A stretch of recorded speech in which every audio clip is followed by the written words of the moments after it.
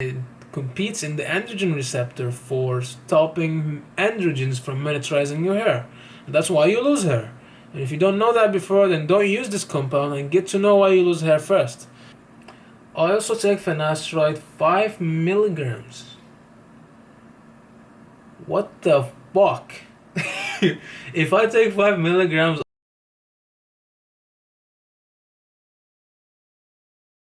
Yo, what's up? So today we're going to be looking over the reasons as to why RU58841 is not working for you. Some things to check before you decide to stop using the RU thinking that it's not working for you. So that's a problem that I had too. I used the RU for about 2 months, and then and then my results kind of started to hinder a little bit because I was using a pre-mixed solution and some other factors that I'm going to tell you right now. So but first let's look at this. So this is one of my friends where he's using the RU, but it has stopped working for him for some reason. So I'm just going to give my elaboration on what is going on with him.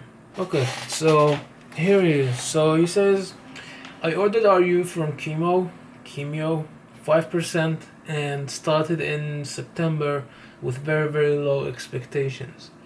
As I was experimenting, I noticed reduced sebum production within a week. Okay, so the sebum production reduced is because the vehicle that you are using, whenever you are penetrating your skin, you are introducing some chemicals that will dry out your scalp, so that's why the sebum will kind of reduce in production. So I noticed reduced sebum production within a week. I was very confused by this because I didn't believe a topical formulation acquired online could have such a profound benefit and very relieving too.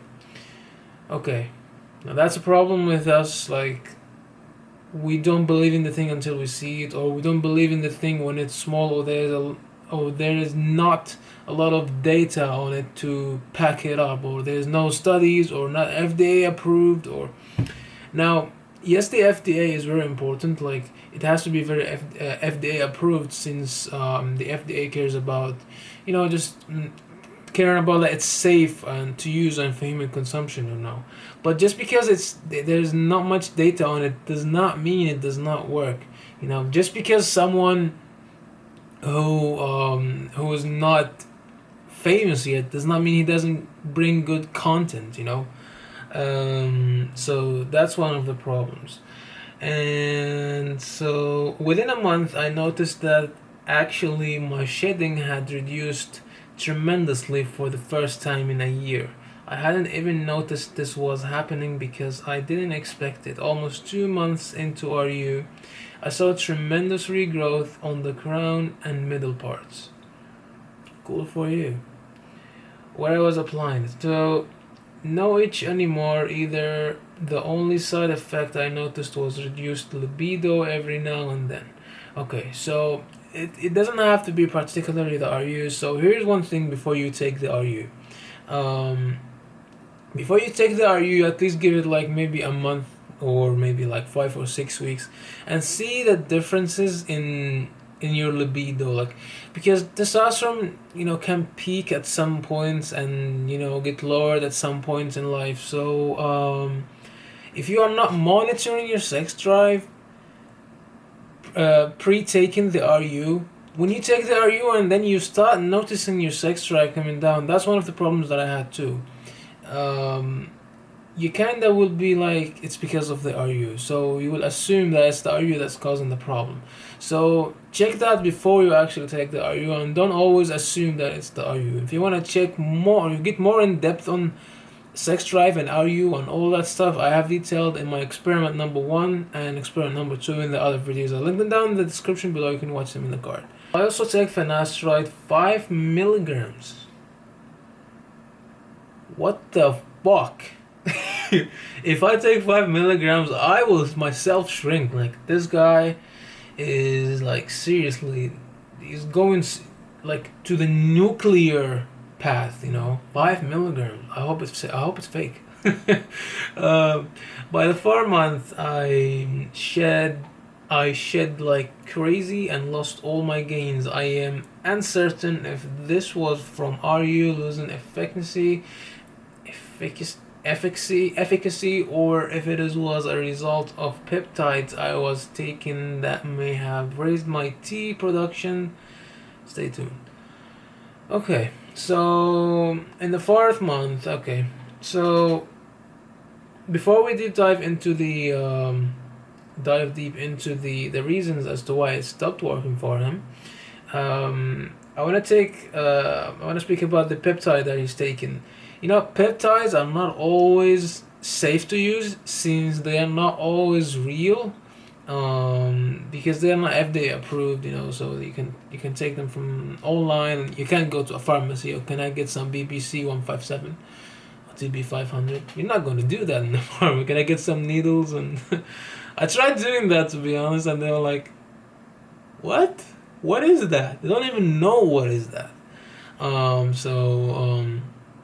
Yeah, be careful when buying peptides and all that stuff if you want to use them, and because sometimes they inject other stuff in it, some other cheaper stuff in it, and that might be problematic for your hormonal profile. So it might raise your T, you might have more androgenic compound in them, so just be careful. Same goes if you're taking SARMs and if you're taking steroids. You know, the main reason why you take RU, you should know by now that it's an anti-androgen. The more androgens in your system, the more fucked you are, basically. So yeah, that's one thing to check too. Okay, I've listed some reasons here that I personally had suffered from. And the first one is skin thickness, how thick your scalp is. See, some people, like, if you fucking squeeze their scalp like that, you'd be like, it's sick, it's hard to squeeze, you know. I mean, this really doesn't have any problems with losing hair in the first place. It doesn't matter how thick or how thin your scalp is, the scalp porosity or skin porosity, but when it comes to applying topicals, if your skin is freaking thick, you need more of the penetrating agents in the vehicle that you are using. So let's say you're using ethanol and propylene glycol, and you decide to use it in a ratio of 5:5. Okay, if you use that of 5:5, is first of all, it's going to be so greasy, it will leave you with a very greasy hair, and the second thing is not going to penetrate the skin as much, because the main compound that penetrates the skin is ethanol. And if your scalp is thick, first of all, try using more of ethanol, like keep the ratio higher, maybe like 8:2 or 7:3 of ethanol to PG. And the second thing is oily scalp.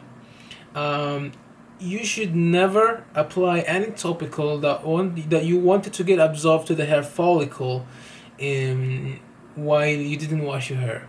Okay, some people have like oily skin like me, if you can see it right here, freaking stunning. And yeah, so oily skin, make sure you wash your hair before that. And if you are someone with dry hair, sometimes you also need to wash your hair, at least with water, to get all of the dirt out. Like, it's not just oil that in your scalp, it's just many other stuff. If you are outside in the sun, you're catching gunk and dust and all that stuff. You don't want to get that too. So make sure your scalp is clean. And the third thing is the long hair. If you have long hair, you will struggle with applying the topical. So when I had a long hair, I was like trying to comb it in this way and then, spray it here and then just the other side and then spray it here, and it was not really good. I was seeing mostly on the hair, not on the scalp. So the topical has to be on the scalp, not on the hair. Of course, you will get some on your hair, but the main thing is it had to be on the scalp, And the fourth thing is going to be the premix solution, versus the raw powder. And the premix, that's a problem that I had. This was the main one, and I would tell my friend who sent me this message that to check this. the thing with premix solutions is that they're not stable. First of all, second thing, they're so damn greasy. Third thing, you can't trust them. Okay, you can't trust it. So I would say just always buy the raw powder. The raw powder is always better since you mix it yourself and you know what you're putting in your vehicle, and you're making your vehicle on your own, so you can adjust it and readjust it based on your skin, your reaction to the drug. So that's one thing to keep in mind. And also, when you create premix solutions, don't actually stay stable after a certain time. They lose their efficacy, and that's why I always recommend the raw powder, since the raw powder is better when you can mix it every 5 to 10 days. Let's see this one here. Yeah, so you can mix it every 5 to 10 days. It's going to be much more convenient for you and much more easier. And you can, you know, since you are doing what you are doing, so if there was any problem, you can adjust it and have a look at it again. And then the next one is shampoo and conditioner. Okay, now if you, let's assume you checked all what I stated before, and now when you wash your hair, you're using the shampoo and the conditioner. A shampoo is not a problem, but some shampoos you need to be careful with, because, like, let's say organ oil shampoo or freaking any other shampoos that contain oils in them, will leave you with some oils on your scalp, because when you know, with hot water and all that stuff, you will open in the pores and the shampoo will get inside and clean all that stuff, but some of the chemicals inside, like the oily stuff, will stay in the hair follicle, and that might prevent it. It goes back to the same reason as to have an oily scalp, so be careful with that. The same thing goes with the conditioner. If you have short hair and you bring the conditioner and you jam it on your scalp, you're not going to absorb anything after that, because it's oils. Well, it's not really oils, but it's just, lubricates your scalp. So that's something we don't want. If you're gonna do that, do it separately. Buy a dry or what is it called? Fuck's sake. A conditioner that you apply on a dry hair. Fucking hell.